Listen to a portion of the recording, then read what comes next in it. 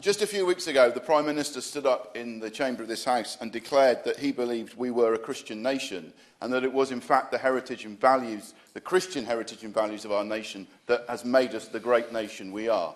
And if that is true, and I believe that his words were broadly welcome when he said them, what are we afraid of? We should, in fact, be promoting the teaching of the Bible to our children, not seeking to restrict it, because the results of teaching the values and the beliefs of the Bible to our children produces an awful lot of good. And I believe that we are in danger here, the government is in danger here of making a bad decision based on very bad evidence. Because where is the evidence of any British citizen attending the local Methodist Sunday school and being incited to go and carry out acts of terrorism?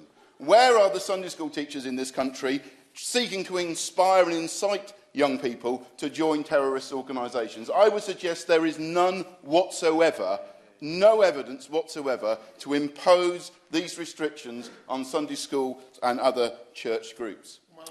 Of course, happy to give away. Great, my honourable friend. I think he's right. It's also true, there seems very little evidence that madrasas are leading, that the inculcation of ideas in madrasas leads to extremism. We've had little from the government to show the evidential link. It seems to be lonely teenagers looking on the internet rather than being taught in schools, official, registered or otherwise. Thank my honourable friend for the intervention, and I wholeheartedly agree with him. I was going to come on to say that what we need to recognise is that the vast majority of people of all faiths in this nation are decent, honest, law-abiding citizens who only want the best, not only for their own children, but for our nation.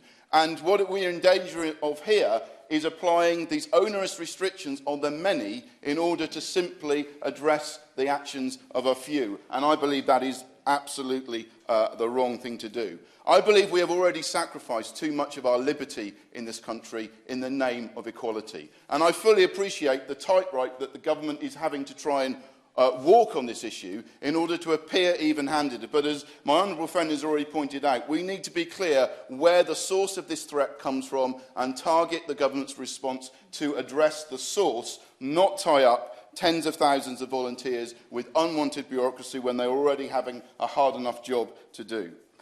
The fact is that when young people in this country attend Sunday school or attend other Christian events throughout the year, they not only often find faith, but they also find their mission in life to go and serve humanity.